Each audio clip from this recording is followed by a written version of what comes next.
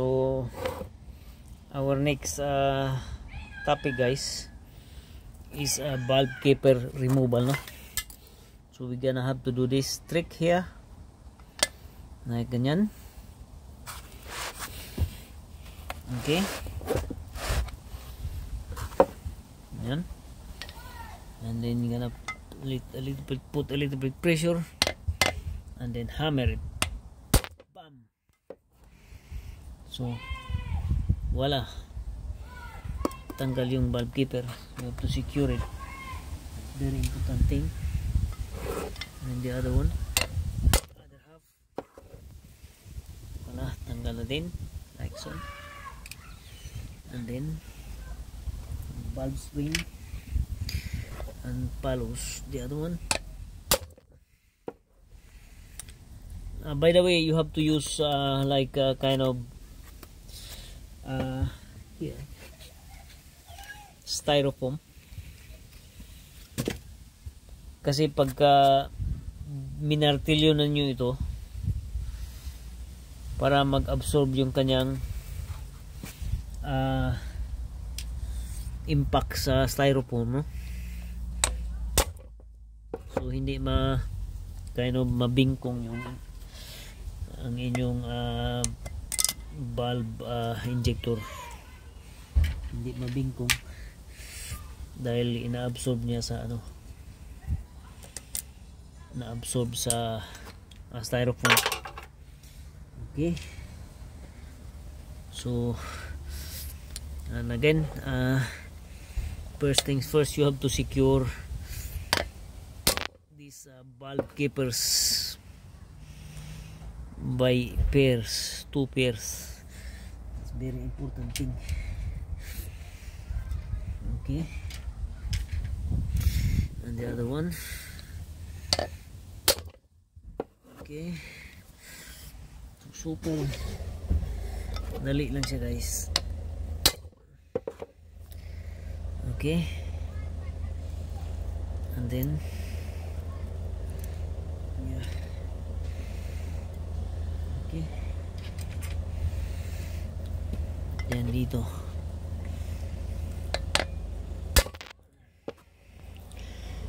And then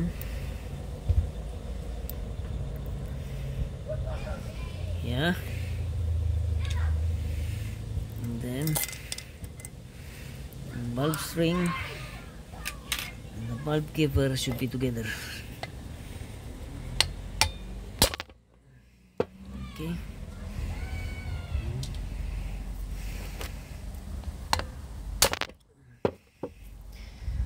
okay, yan. So let's continue. 4 to go.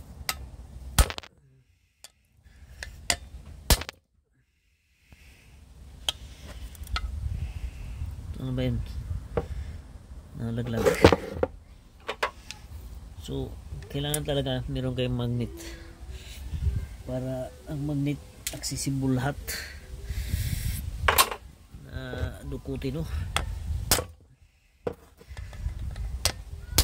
Kung hindi nyo madala ng isang pukpok para matanggal yung kanyang bulb keeper,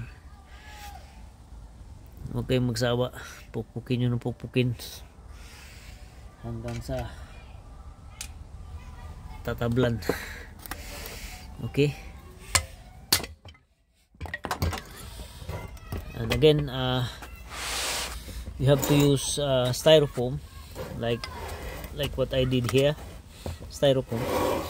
So when you hammer down the bulbs, bulb injector will absorb the impact on the styrofoam and it won't create damage on the bulb injector.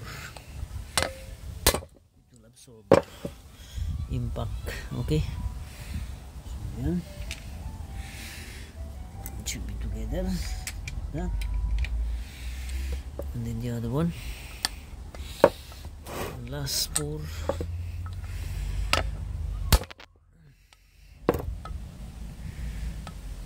Okay,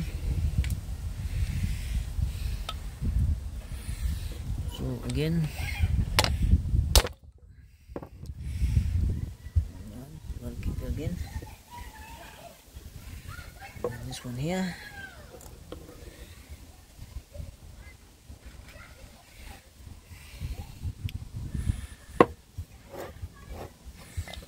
Yeah. Okay.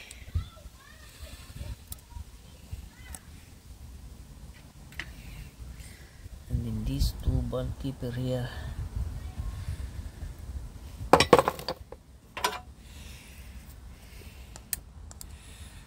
Like the other one. The other one's here. Okay.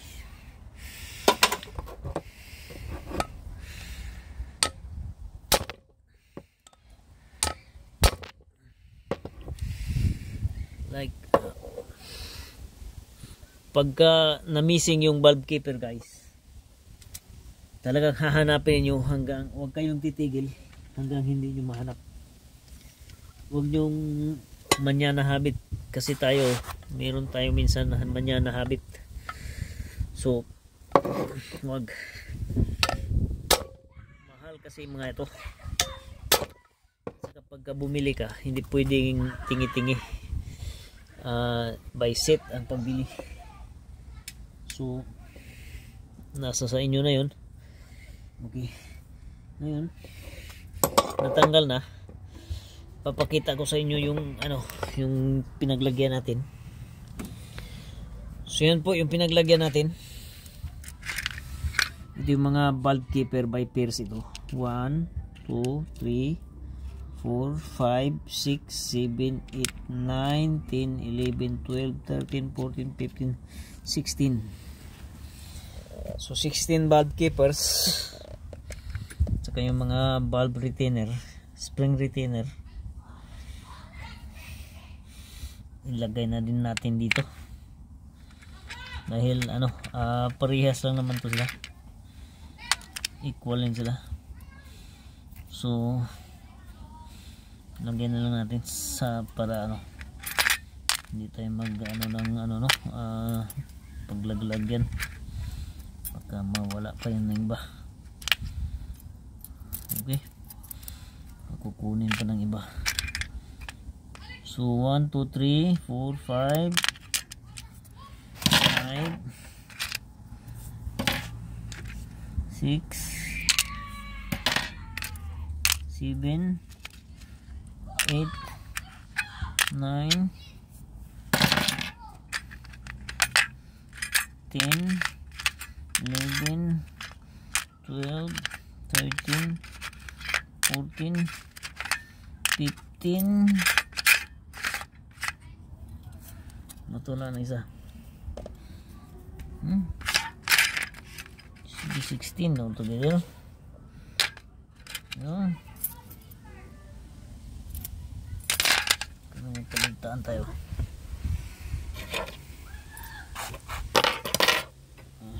Ulitin natin.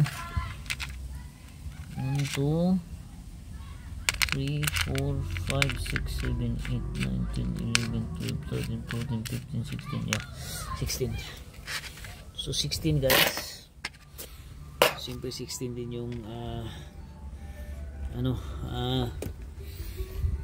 valve spring. So i-close natin ito like so, sealed, lagay sa tabi, at saka ito lagay din natin to sa tabi.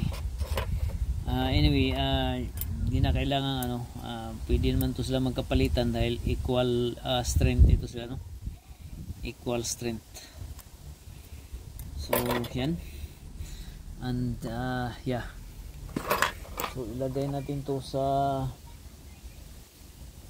magandang container.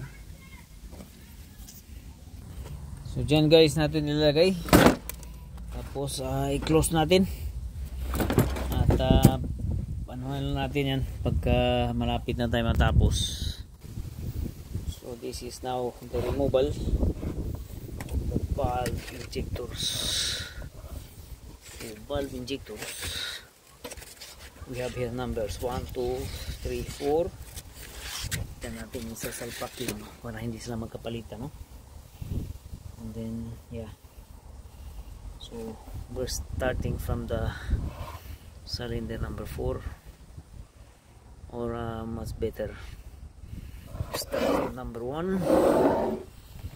So will not be like kind of mix up. Okay, sorry.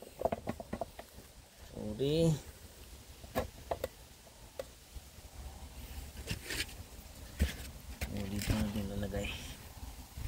So start it from here. This is the exhaust part here. So exhaust. Tanggalin natin yung exhaust.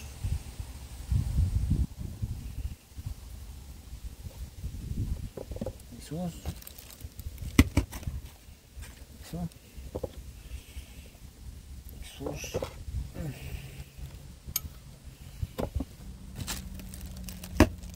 Okay. Intake.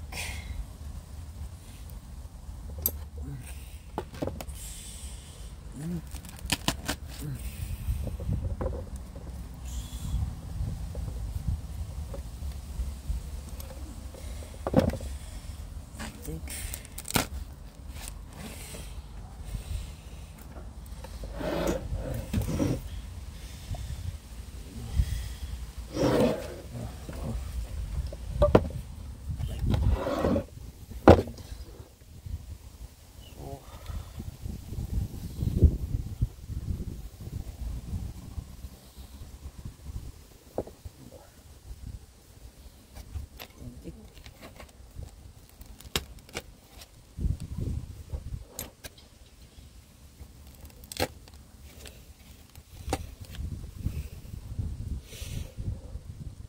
So malalaman natin ang ano guys,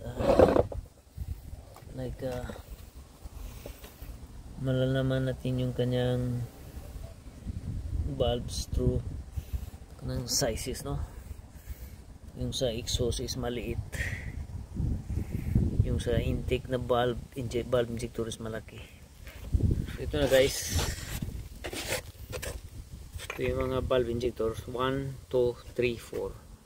Hindi sila pwede magkapalitan, no? Dahil pagka magkapalitan sila, malaking trabaho, kasi maghuhuning kanyan, gagrind mo siya ng matagal kasi hindi siya angkop sa kanyang butas. Talagang it should be like on the proper position kung saan mo siya tinanggal, where the valve seats belongs, so you put them back also in there accordingly. Okay, so titingnan natin, i-check natin ngayon yung kanyang mga valve seats. So ito yung kanyang valve seats, mga kaibigan. So makikita natin dito. Okay, actually not too bad.